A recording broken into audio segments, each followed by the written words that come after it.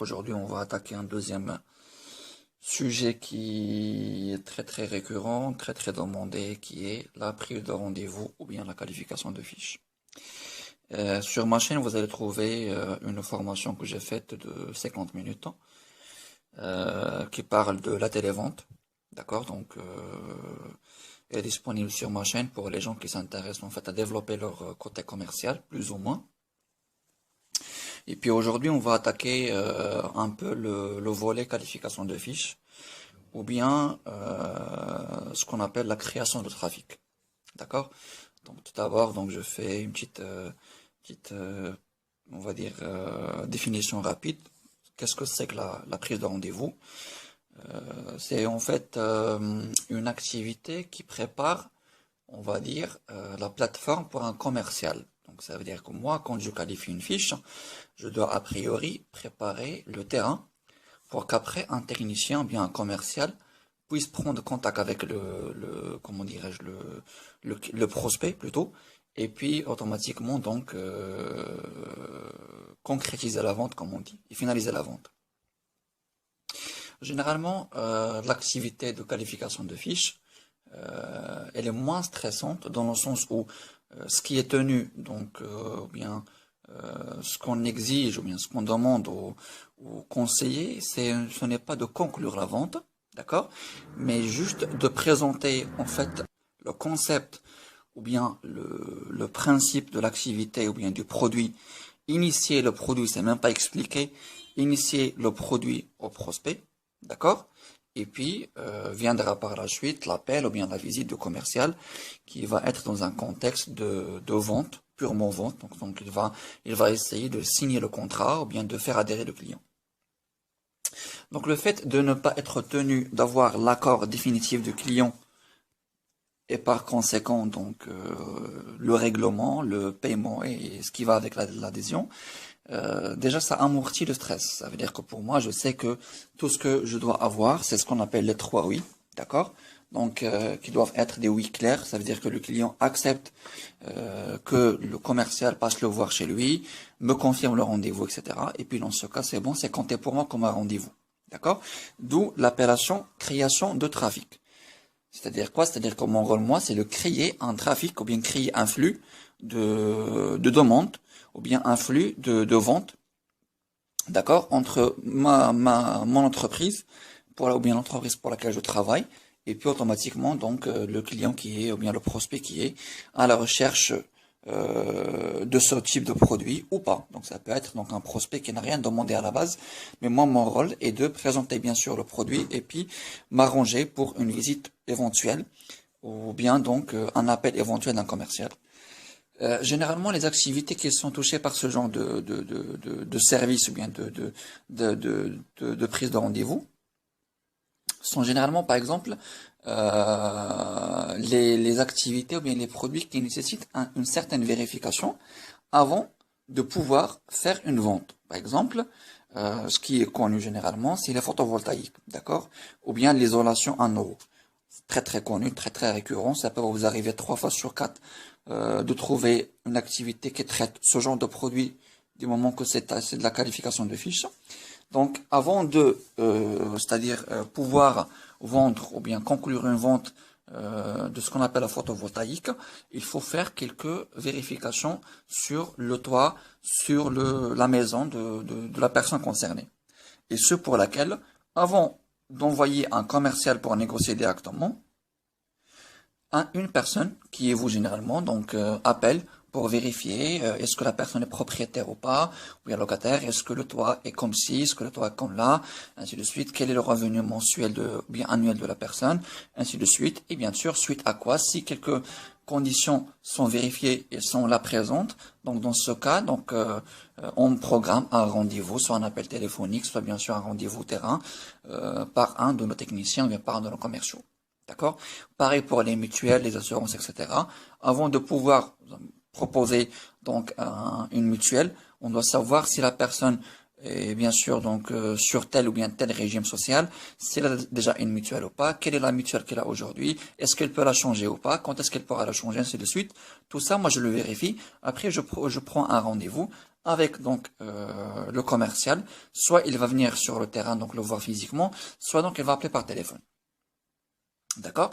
Donc là, c'est pour vous expliquer le travail de la qualification de fiche, pardon, ou bien donc la création de trafic. À quoi ça sert? Donc ça sert à ça. Généralement, c'est à préparer donc le terrain pour un éventuel donc acte de vente. Donc il va se faire soit par téléphone, soit donc sur le terrain. Maintenant, la tâche de convaincre le client, donc ou bien le prospect plutôt, pour que le commercial l'appelle ou bien prend rendez-vous avec lui, il est difficile. Pourquoi? Parce que le client français, il est très sollicité, d'accord? S'il dit oui à toute personne qui lui propose donc la visite d'un commercial ou bien l'appel d'un technicien, d'accord? Donc il va pas en finir. Donc automatiquement, la première réaction d'un Français quand vous l'appelez par rapport à ça, surtout que dans la majorité des cas, il n'a rien demandé, d'accord? Dans ce cas, il va refuser, il va vous raccrocher au nez, il va vous dire non, ça m'intéresse pas. Et puis les gens qui ont déjà travaillé dans une activité pareille, ils peuvent me confirmer que il est très difficile d'attirer l'attention du client et surtout par la suite de vérifier les conditions à vérifier et encore plus de le convaincre mais de lui proposer un rappel par la suite d'un commercial. Déjà votre appel à vous le surprend, le surpris et aussi le dérange, donc il va vous proposer un autre appel donc de technicien qui va forcément poser des questions plus poussées, qui va demander des choses plus ou moins confidentielles. Dans ce cas, c'est pas systématiquement, mais c'est pas la tasse de café préférée donc en France et généralement. Hein. Et puis c'est là où intervient votre technique en tant que un premier commercial, on va dire de premier degré, d'accord? Donc pour la qualification de fiche. Alors déjà, l'erreur sur laquelle il ne faut pas tomber, donc c'est d'essayer d'être commercial. D'accord? Quand je dis commercial, ça veut dire être agressif commercialement, vraiment traiter les objections comme il faut, vraiment essayer de convaincre, etc. C'est un combat perdu d'avance parce que bon, c'est comme si vous allez prendre un parapluie et il n'y a pas de pluie, en fin de compte, d'accord?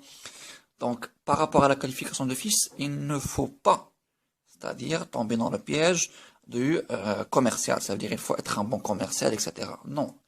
Alors, ce qu'il faut par contre développer quand vous êtes dans une activité pareille, c'est la fluidité d'avancer sur le script. Ça veut dire que moi, au bout de 2 minutes à 3 minutes, je dois être déjà à la fin de mon appel. Je dois déjà avoir déjà pris le rendez-vous, les informations, etc. D'accord? Comment je peux faire ça? Alors, premièrement, et la première astuce, c'est quand je me présente, je dois dire un motif valable ou bien logique d'appel. Parce que comme j'ai déjà dit, la première des choses qu'un prospect vérifie quand vous l'appelez, et la première des choses qui va permettre donc de déterminer est-ce qu'il va continuer avec vous ou pas, c'est de savoir est-ce que le lien entre votre appel et lui est justifié. Autrement dit, pourquoi vous m'avez appelé. D'accord? C'est la première des choses que l'esprit du prospect va vérifier. Et s'il est valide, il va continuer, sinon il va raccrocher. D'accord? Dans ce cas, il faut tout d'abord préparer un motif d'appel. Alors par exemple, bonjour monsieur, donc je vous contacte suite à votre inscription sur le formulaire, donc sur jeu.fr, ou bien par exemple, je vous contacte parce que vous avez envoyé sur notre site une demande de comparaison de mutuelles, ou bien parce que l'année dernière on était en communication, mais vous avez demandé que je vous rappelle à ce moment-là, donc de l'année prochaine, chose que je fais aujourd'hui pour vérifier avec vous si votre maison est éligible pour bénéficier de l'isolation, par exemple, 1 euro symbolique, ainsi de suite. D'accord? Donc tout d'abord, il faut bien présenter un motif valable. Donc pourquoi vous appelez le client? Est-ce qu'il a une carte de fidélité, par exemple, au boulanger, c'est pour ça que vous l'appelez?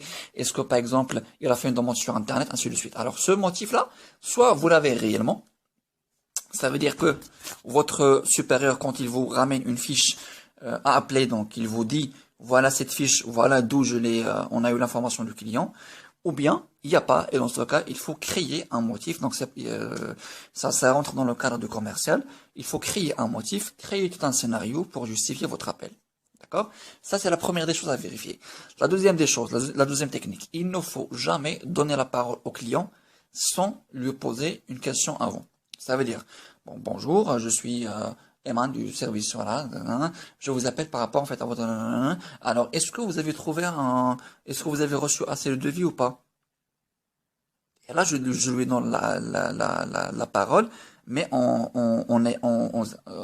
posant une question. C'est-à-dire, lui, quand il va prendre la parole, sans le sentir, il va devoir répondre à ma question avant d'enchaîner. D'accord? Et le fait qu'il réponde à ma question, après qu'il va finir, moi, j'enchaîne avec un paragraphe et puis une deuxième question. Par exemple, je prends l'exemple de la mutuelle. Alors bonjour monsieur, je vous contacte en fait par rapport en fait à votre demande de comparatif de mutuelle sur internet.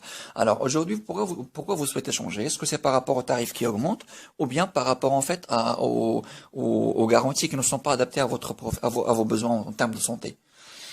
Alors déjà de un, je lui dis que il a rempli un formulaire sur internet. Donc c'est pas vrai, d'accord? Et je termine ma phrase par quoi? Par une question. Je lui donne pas la parole comme ça.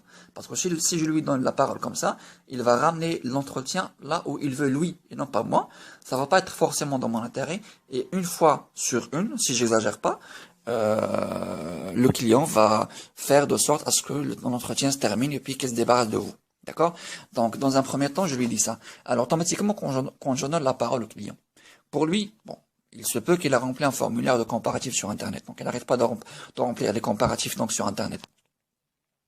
Deuxièmement, en fait, effectivement, je lui donne donc soit l'augmentation tarifaire, soit les garanties qui ne sont pas donc suffisantes. Bon, généralement, par rapport aux mutuelles, c'est comme les voitures, hein. Donc, les raisons pour lesquelles on souhaite changer, elles sont standards. D'accord? Quelle que soit la mutuelle, quelle que soit donc la voiture, vous allez changer pour la même raison. Par exemple, pour la voiture, ça va être la consommation, les pannes, l'âge, ainsi de suite. D'accord? Donc c'est par rapport à ça. Donc lui, automatiquement, quand il va prendre la parole, qu'est-ce qu'il va dire? Bah, un peu de ça, oui, j'étais augmenté, ainsi de suite, voilà. Alors là, je dois enchaîner généralement par un paragraphe dans lequel j'explique mon produit.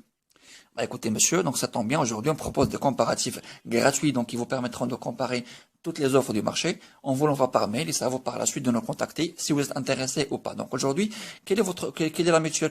Donc aujourd'hui, je prends quelques informations et demain, après-demain, ça dépendra de votre disponibilité. Donc notre expert en matière de mutuelle va vous appeler pour vous faire un devis ou bien un comparatif, donc personnalisé. Alors tout d'abord, vous êtes auprès de quelle mutuelle aujourd'hui, monsieur?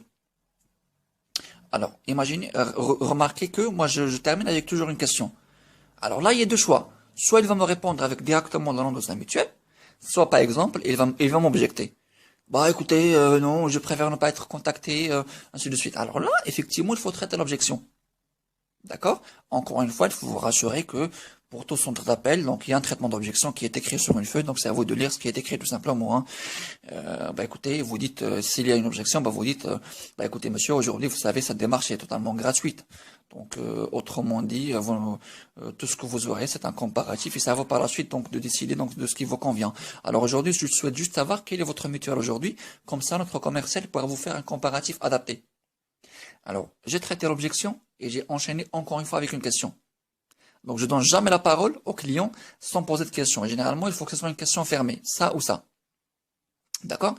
Bon, ça va. Aujourd'hui, je suis auprès de la mutuelle, par exemple, MMA ou bien AXA ou bien ça dépend de la mutuelle. Très bien, d'accord. Donc, le comparatif, vous le voulez pour vous tout seul ou vous et la conjointe? Ah oui, moi et la conjointe très bien. Elle est née la même. Je peux avoir votre âge s'il vous plaît, parce que vous savez avec la mutuelle. Alors généralement, les informations les plus compliquées pour avoir dans la prise de rendez-vous, c'est l'âge, c'est la date de naissance. Pour un Français, c'est vraiment très très très très personnel de communiquer l'âge. Alors pardon, là, moi j'avais développé à l'époque une technique qui marche, c'est-à-dire une fois sur deux. Premièrement, je demande la date de naissance. Alors, s'il vous plaît, vous êtes né à vous êtes né à quelle date? Alors là, il va me dire non, je communique ça par téléphone. D'accord, monsieur, je comprends parfaitement. Alors, est-ce que je peux avoir au moins l'année de naissance? Au moins l'année. Donc là, en fait, il se peut qu'il me donne l'année, ou bien il se peut qu'il ne me donne pas l'année. Ça veut dire qu'il va encore une fois objecter. Bah non, je donne pas l'année, c'est la même chose. D'accord, monsieur, bah, je m'excuse par rapport à ça. Alors, est-ce que je peux avoir au moins votre âge? Généralement, il donne l'âge facilement. Mais s'il veut pas donner l'âge, encore une fois, bah oui, c'est la même chose. Si je veux pas donner la date ni l'année, c'est que je vais pas automatiquement vous donner donc l'âge. D'accord, monsieur, c'est juste en fait parce que cette information, elle est un peu importante pour que je puisse voir pour vous les différentes offres du marché et également l'offre qu'on peut bien sûr vous faire. Alors aujourd'hui, je comprends parfaitement que ça vous dérange de communiquer ça par téléphone, mais est-ce que je peux avoir une fourchette avec une différence de 5 ans? Comme ça, ce serait difficile pour moi de deviner votre âge. Allez, d'accord, bah, entre 40 et 45 ans. Voilà. Alors avec la fourchette, on peut faire quelque chose. C'est acceptable. D'accord? Par exemple, au moins, j'ai une idée sur le prospect. Je ne l'imagine pas quelqu'un à 60 ans comme je ne l'imagine pas quelqu'un à 25 ans. Mais c'est déjà ça. Parce que qu'on le veuille ou non, il y a dans certaines situations, ça sera impossible pour nous d'avoir ce qu'on veut en tant que commerciaux des différents prospects ou bien clients. Mais est-il que, pour un esprit commercial, il faut